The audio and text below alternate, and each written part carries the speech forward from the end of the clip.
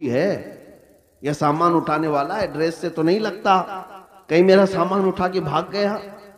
उसने हकीकत बताई, अम्मा जी बात यह है कि आज 12 रबीउल अव्वल है, सुभान, हमारे प्रॉफेट मोहम्मद सल्लल्लाहु ताला अलैहि वसल्लम का जन्मदिन है और हमारे नबी पाक सल्लल्लाहु ताला अलैहि वसल्लम बूढ़ों का और कमजोरों का बोझ उठाते थे। उनकी ये आदत थी, मैं चाहता हूं कि उनकी वो अदा पर मैं अमल करके उनको खुश कर दूं। है सुभान सुभान। उस औरत के दिल पर ये बात लगी। वो नॉन मुस्लिम थी, नॉन मुस्लिम थी। उसने सामान उठा लिया, जहां तक जाना था वो खातून के साथ गया, टैक्सी किया और भेज दिया। नंबर शेयर कर लिए थे। वो औरत चली गई सामान लेकर। मेरे अजीजों, 6 महीने गुजर गए इसी तरह से। वो नौजवान मुझसे कहता है कि मुझे तो खबर नहीं थी, बात आई गई हो गई, एक बार इस तरह से किसी की मदद कर लिया।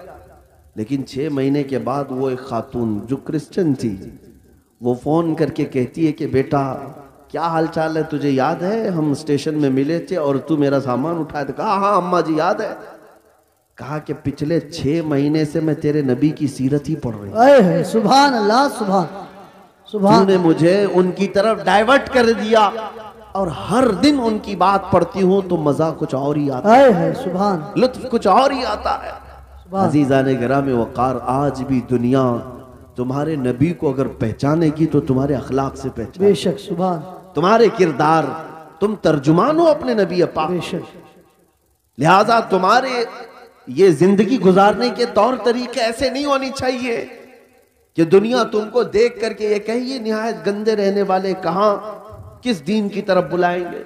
न इनके यहाँ पाकीज़गी है, न तहारत है, न सफाई है। आज नशा अगर कहीं बिकता है तो लोग तुम्हारी तरफ इशारा करते हैं। बेशक। पता पूछो कि नशा कहाँ मिलता है तो मुसलमान मोहल्लों की तरफ इशारा कर देंगे। करते भी यही हैं, बेचते भी यही हैं।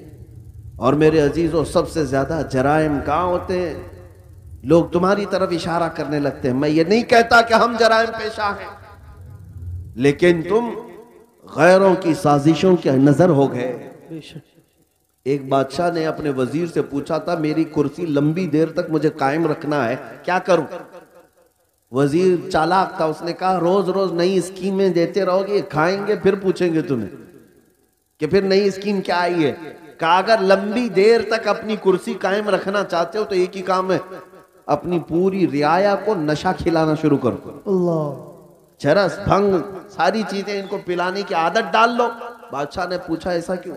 कहा जब ये सब नशेड़ी हो जाएंगे तो कब तुम्हारी कुर्सी की तरफ देखेंगे जी। उनको उनका नशा मिल जाएगा, बस वो सोचेंगे भी नहीं कि कौन हुकूमत कर रहा है, कौन कुर्सी पे बैठा है जी। इस फार्मूले पर दुनिया आज भी अमल करती है जी।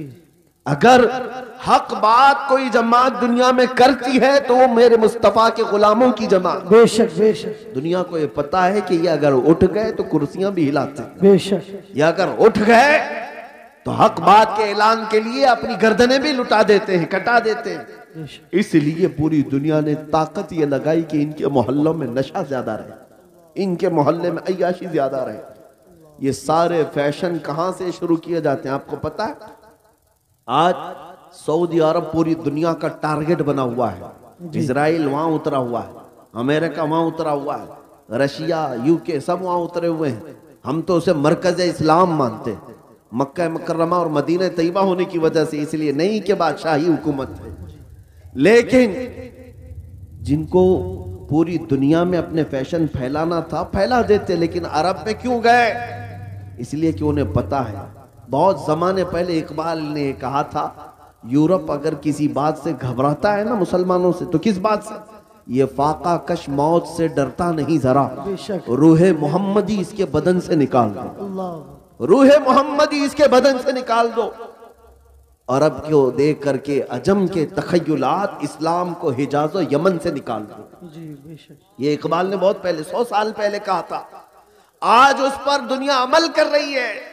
पूरे सऊदी को यहूदी बनाने में कोई कसर नहीं छोड़ी जा रही। बेशक।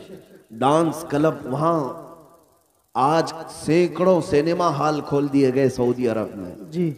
मक्का मुकर्रमा और मदीना तैयबा में बाजारों में नशा पहुंचा दिया गया जी। मैंने खुद देखा है। अगरचे वहां पर मौत की सजा रखी गई लेकिन वहां तक भी पहुंचा दिया। नशा का मतलब सिर्फ सिगरेट बीड़ी की बात नहीं कर रहा हूं, कोकेन, अफीन, हेरोइन जैसी नशा की चीजें पहुंचा दी गई। नंगेपन को रिवाज दिया जा रहा है। नई नई बीच बना करके समंदर के किनारे नंगे जिस तरह लेटते हैं, दुनिया ये चाहती है कि मोहम्मद अरबी के गुलाम भी इसी तरह नंगे लेटे। अल्लाह, वो हदीस सादिक आ गई, मेरे आका ने फरमाया था, यूशकु अन तदाअ अलैकुमुल उमम कमा तदाअल अकिलतु इला क़ुसअतिहा। हुजूर फरमाते हैं करीब एक जमाना आएगा, तुम देखोगे सारी कौमें मेरी उम्मत पर झपट पड़ेंगी जैसा भूखा बर्तन पे झपटता है। ये सब के टारगेट हम ही बने हुए हैं आज। अखलाक तुम्हारे अंदर से निकालने के लिए क्या क्या किया जा रहा है जानते? ये इंटरनेट इस तरह से आसान करके तुम्हारे हाथों में दिया गया और नौजवान को आजादी के नाम पर खुला छोड़ दिया गया। नौजवान लड़का हो कि लड़की हो, इसे खबर भी नहीं है कि तुम्हारे हाथ में एटम बम की तरह से एक हथियार आया है। ये हो सकता है दुनिया को न तबाह करे, लेकिन तुम्हारा ईमान और अखलाक मुकम्मल तबाह कर रहा है। एक दो नहीं, सैकड़ों नौजवानों के मैसेज मेरे पास है जिन्होंने 25 से 30 साल के बीच में ही अपनी जवानी बर्बाद कर ली। क्या करते क्या थे? इस मोबाइल की दुनिया में दाखिल होकर उन्हें ऐसा लगता है अब कोई नहीं देख रहा है, पोर्नोग्राफी करते रहो, बेहयाई की फिल्में देखते रहो, नंगी तस्वीरें देखते रहो।